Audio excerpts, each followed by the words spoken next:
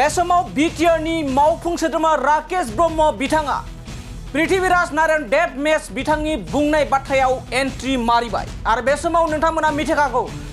बिटिआरनि सासे गोख्रों मावफुं सोद्रोमा होनना बुङोब्ला राकेश ब्रह्म आरो राकेश ब्रह्मआ बेरेखा दोलोखौ माबोरैहाय फिन जाथाय होनानै एबा माबोरै बुंनानै फिन जाथाय होनांगौ बेखौ नोंथांमोना रोखा मिथिखायो। बेबायदिनो फिन आरोबाव पृथ्वीराज नारायण देब मेसआ जेराव खाम्फा बरगयारी बिथांखौ लानानै गोबां बाथ्रा बुंदों आरो बे बाथ्रा बुंनायावनो एन्ट्रि खालामबाय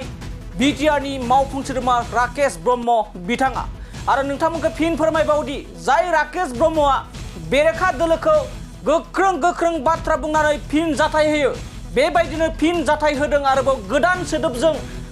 सोदोबजों फिन जाथाय होदों राकेश ब्रह्म बिथाङा पृथ्वीराज नारायण देब मेस बिथांखौ आरो पृथ्वीराज देब मेस बिथाङा खाम्फा बरगयारी बिथांनि सायाव गोबां बाथ्रा बुंदों आरो बे बुंनायनि गेजेरावनो हाबसनबाय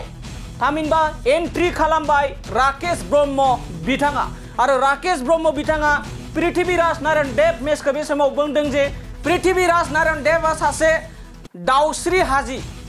नोंगौ गोदान सोदोबजों बाथ्रा बुंबाय राकेश ब्रह्म बिथाङा गोदान सोदोबजों फिन जाथाय होनो गोबां रोंगौ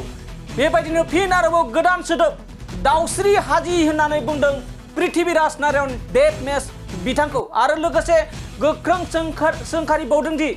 पृथ्वीराज नारायण देब मेसआ गस्लायाव गावनि गाननाय गस्लायावबो एमपि लिरना लानो समाया होननानै गोख्रों बाथ्राजों पृथ्वीराज नारायण देब मेस बिथांखौ राकेश ब्रह्म बिथाङा गोख्रों बाथ्रा बुंदों जेराव नोंथांमोना मिथिखागौदि बेरेखा दोलो आरो जायखिजाया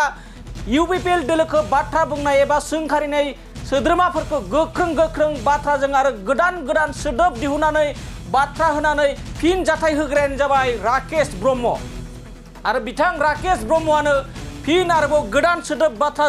बाथ्राजों सोंखारिदों पृथ्वीराज नारायण देब मेस आरो बिथांखौ बुंदों पृथ्वीराज नारायण देब मेसखौनो बुंदों जे पृथ्वीराज नारायण देब मेसआ सासे दाउस्रि हाजि होननानै आरो बिथांखौ फोरमायदों पृथ्वीराज नारायण देब मेसखौ गोदान सोदोबजों बुंदों जे पृथ्वीराज नारायण देब मेसआ सासे दाउस्रि हाजि होननानै नोंगौ बे समाव बिथांनि बुंनाय एबा थामहिनबा खाम्फा बरगयारी आरो पृथ्वीराज नारायण देबनि गेजेराव गोबां दान्थे बिदान्थिनि गेजेराव एन्ट्रि मारिबाय बिटिआरनि गोख्रों मावफुं सोद्रोमा राकेश ब्रह्म बिथाङा दानिया फैदों माबोरैहाय एबा मा बाथ्राखौ लानानै बिटिआरनि गोख्रों मावफुं सोद्रोमा राकेश ब्रह्म बिथाङा पृथ्वीराज नारायण देब मेसखौ दाउस्रि हाजिजों रुजुदों मा बाथ्रा बुंदों जों बिथांनि बुंनायनिफ्राय जों आबुङै मिथिना लानि आं बेखौनो होनबाय जे बे सासे माने दाउस्रि हाजिफोरबायदि सि अनाबरन बे मस्त' बे बिटिआर ओनसोलखौ दैदेननो हानाय क'क्राझार ओनसोलखौ दैदेननो हानाय बा बेबायदि अजननि मानसि नामा बे मा मानसि बेलाय मा अबेनि मानसि बेलाय मा मानसि जोंथ' मिथिया बेबायदि मानसिखौ दाउस्रि हाजिसो बियो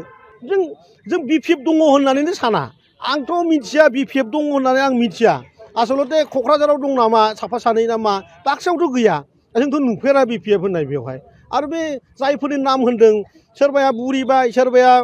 अबेबा थाइलेण्ड आरो अबेबा हंकंआवसो माबा थाहैग्रा मानसि ना मा होनो जोंथ' सिनाया बेफोरबायदिखौ आरो बे पृथ्वीराज नारायण देब होननायाथ' बेथ' दाउस्रा मा होनो बेखौ बे दाउस्रि हाजि जोंनावथ' थाया होनबा सि बारि खनायाव थानानै जें बायदि मानसि बे मा एमपिनि मा जग्यथानि मानसि बेलाय सोर बेलाय बे सासे दुगा जाम्बा गथ'सो बे माबा एमपि टाइटेला बेनो गस्लायाव लगायनोबो समाया आरोखि